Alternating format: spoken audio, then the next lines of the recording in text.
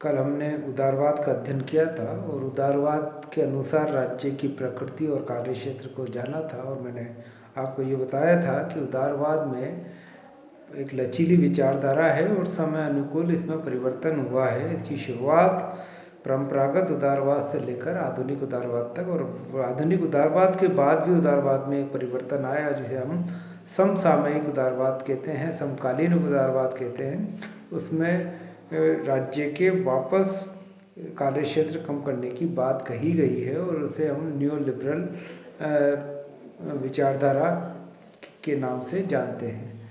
आज जिस विचारधारा का हम अध्ययन करेंगे वह है आदर्शवाद। और आदर्शवाद में मैंने आपको कहा था कि आदर्शवाद एकमात्र ऐसी विचारधारा है जो राज्य को एक स्वाभाविक और नैतिक संस्था मानते हुए ये मानती है कि मनुष्य के सद्जीवन की प्राप्ति बिना राज्य के नहीं हो सकती।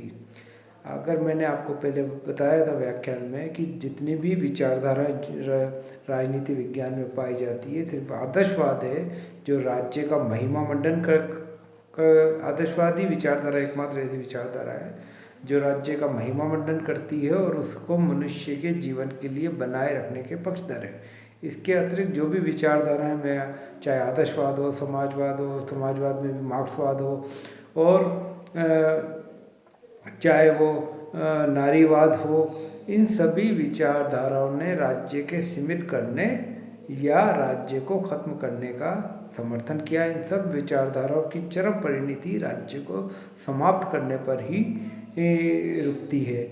आदर्शवाद एक विचारधारा के रूप में इसलिए महत्वपूर्ण है क्योंकि आदर्शवाद राज्य का महिमा मंडन करता है, राज्य को एक नैतिक और स्वाभाविक संस्था बताता है और साथ ही साथ ये बताता है कि मनुष्य के जीवन के लिए राज्य बहुत आवश्यक है। इसलिए सद जीवन, अगर मनुष्य को नैतिक जीवन की प्राप्ति, नैतिक जीवन को लक्ष्य को प्राप्त करना है तो राज्य का बना रहना बहुत आवश्यक है। अब आदर्शवाद विचारधारा क्या है? अब आदर्शवाद वह विचारधारा है जो ये मानती है कि विचार सभी घटनाओं, तथ्यों और भौतिक जगत का मूल तत्व हैं और सारा भौतिक जगत या घटनाएं, उसके तथ्य, उसकी प्रक्रियाएं उन विचारों का ही प्रतिबिंब है। आदर्शवाद ये मानता है, आदर्शवाद को दूसरा नाम प्रत्ययवाद भी के रूप से जाना जाता है, जिसका मतलब ये है कि प्रत्यय या विचार ही महत्वपूर्ण है, उसके वास्तविक क्रियान्वती उसका विचारों का ही प्रतिबिंब के रूप में आप जान सकते हैं। तो इस रूप में इसका आदर्शवाद का अपना एक तत्वमीमांसीय स्वरूप है जिसमें यह मानता है कि एक विचार है जो निरंतर विकसित होता है और जितनी भी संस्थाएं हैं, चाहे वो राज्य हो, परिवार हो, वो उसी विचार की ही विकास की अवस्था को प्रतिबिंबित करते हैं। और इस रूप में अगर हम देखें तो राज्य उस विचार या उस सर्वोच्च आत्मा के ही इस सर्वोत्तम अभिव्यक्ति के रूप में जाना जा सकता है।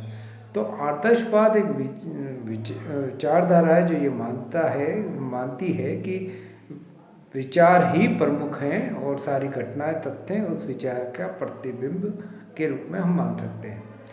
आदर्शवाद से जुड़े हुए कई विचारक हैं। सबसे पहले हम ये बात समझ लें कि आदर्शवाद का जन्म यूनान में हुआ और प्लेटो को प्रथम आदर्शवादी विचारक के रूप में माना जाता है। साथ ही साथ अरस्तु को भी हम मोटे तौर पर आदर्शवादी विचारधारा के अंतर्गत ही समाहित करते हैं, बल्कि पूरा यूनानी राजनीतिक चिंतन को हम ये मानते हैं कि वह आदर्शवाद का है ही अभिव्यक्त करता है, क्योंकि सर्वप्रथम यूनानी ही वो लोग थे जिन्होंने इस बात को माना कि राज्य एक नैतिक संस्था है, एक स्वाभाविक संस्था है और मनुष्य के नैतिक जीवन के लिए राज्य का बना रहना बहुत ज़रूरी है।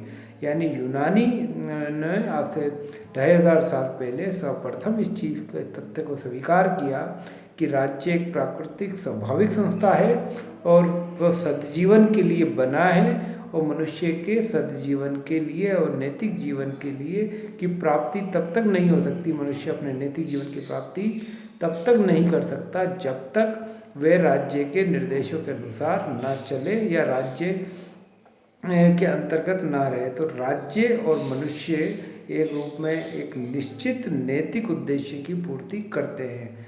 तो ये बात हमें यूनानी के दर्शन में मिलती है। अगर हम इसको भारतीय परिवेश पर लागू करें तो भारत में भी प्राचीन भारतीय राजनीतिक चिंतकों के विचारों में हमें आदर्शवाद की अनुगूंज सुनाई देती है। जैसे मनु कहते हैं, मनु शुक्र कौटिल्य, कि राज्य की उद्देश्य धर्म की स्थापना है और राज्य वह संस्था है जो धर्म को लागू करवाती है दंड के माध्यम से। तो राज्य का उद्देश्य धर्म का बनाए रखना, धर्म को संस्थागत रूप से स्थापित करना है। और धर्म का वह अर्थ नहीं है जो हम सामान्य रूप में लेते हैं कि हिंदू धर्म, इस्लाम धर्म या ईसाई धर्म। धर्म का जो भारतीय राजनीति विचारक धर्म का अर्थ लगाते हैं वो नैतिकता के समरूप ही है, जिसका अर्थ है कि व्यक्ति को नैतिक जीवन की प्राप्ति नहीं हो सकती अगर वह संस्था है जो नैतिकता को या धर्म को लागू करती है और व्यक्ति बिना राज्य के नैतिक जीवन की प्राप्ति नहीं कर सकता। तो इस रूप में हमें ये बात समझनी चाहिए कि भारतीय राजनीतिक विचारकों में या भारतीय राजनीतिक विचारकों में भी आदर्शवाद की अनुगूंज या आदर्शवाद के विचारों की ध्वनि हमें मिलती है, क्योंकि वे ये बात मानते हैं कि बिना राज्य के व्यक्ति धर्म का पालन नहीं कर सकता, अतः राज्य की संप्रभु शक्ति व्यक्ति को धर्म के पालन के लिए विवश करती है। इसलिए यह बात आवश्यक हो जाती है कि बिना राज्य के धर्म की स्थापना नहीं हो सकती, और यही बात आदर्शवाद के समकक्ष है कि जो ये मानता है कि व्यक्ति बिना नैतिक जीवन की प्राप्ति व्यक्ति बिना राज्य के नहीं कर सकता। तो इस रूप में आदर्शवाद की शुरुआत यूनानी दार्शनिकों और भारतीय दार्शनिकों में मिल सकती है। फिर मध्यकाल में टॉमस मोर की यूटोपिया एक बहुत बड़ा उदाहरण है, जिसमें उन्होंने आदर्शवादी विचारों के अनुगूंज विचारों की प्रतिध्वनि हमें सुनाई देती है। इसके बाद जीन जैक्स रूसो, जो पश्चिम में एक समझौतावादी विचारक माने जाते हैं, उन्हें आधुनिक युग का प्रथम आदर्शवादी विचारक कहा गया है। तो रूसो के दर्शन में भी हमें आदर्शवाद की बात सुनाई देती है, जिसमें वो ये कहते हैं कि राज्य सामान्य इच्छा का प्रतिनिधित्व करता है और व्यक्ति की स्वतंत्रता राज्य के आज्ञा पालन में ही निहित है, और व्यक्ति अपने नैतिक जीवन की प्राप्ति राज्य की आज्ञा पालन के द्वारा ही कर सकता है। तो इस तरह रूसो के दर्शन में भी हमें आदर्शवाद मिलता है। उसके बाद कांट, हीगल और बोसांके, ये भी वो विचारक हैं जिन्होंने आदर्शवाद के विचारों को गति दी। और सामान्यतः आदर्शवाद को दो भागों में विभक्त किया जाता है, उदार आदर्शवाद, उग्र आदर्शवाद। उग्र आदर्शवादी राज्य को बहुत ज़्यादा महिमा मंडित या नैतिक संस्था बताकर उसके आगे मनुष्य के अस्तित्व को विलीन कर देते हैं। ये ऐसा हम हीगल के दर्शन में पाएंगे। और वहीं दूसरी ओर उदार आदर्शवादी ये मानते हैं कि व्यक्ति के नैतिक जीवन के लिए राज्य आवश्यक है, इसलिए व्यक्ति के हित साधन के लिए ही राज्य महत्वपूर्ण है। इसे हम उदार आदर्शवादी व व्यक्ति के राज्य में इस तरह विलीनीकरण का समर्थन नहीं करते। तो इस रूप में हमें आदर्शवाद के दो रूप मिलते हैं, उदार आदर्शवाद और उग्र आदर्शवाद। अब उदारवाद आदर्शवाद राज्य के बारे में, राज्य का महिमा वर्णन क्यों कर रहा है और इसके पीछे उसके तर्क क्या है, उसे हम समझ लें।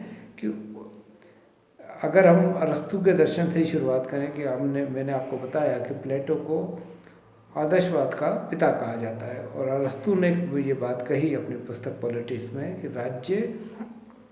राज्य को उदय मानव जीवन की आवश्यकताओं की पूर्ति के लिए हुआ है, लेकिन ये सद जीवन के लिए बना हुआ है। यानी राज्य का उदय तो मानव जीवन के आवश्यकताओं की पूर्ति करने के लिए हुआ है, लेकिन अब इसने एक नैतिक उद्देश्य, उस सद जीवन की प्राप्ति का उद्देश्य के कारण ये बना हुआ है। तो इस रूप में आदर्शवाद व्यक्ति के लिए बहुत आवश्यक मानता है राज्य को, और व्यक्ति की सद जीवन के लिए एक बहुत बड़ा कारण राज्य को मानता है कि बिना राज्य के व्यक्ति सद जीवन या नैतिक जीवन की प्राप्ति नहीं कर सकता। तो इस रूप में आदर्शवाद व्यक्ति को साध्य मानता है और राज्य को साधन मानता है।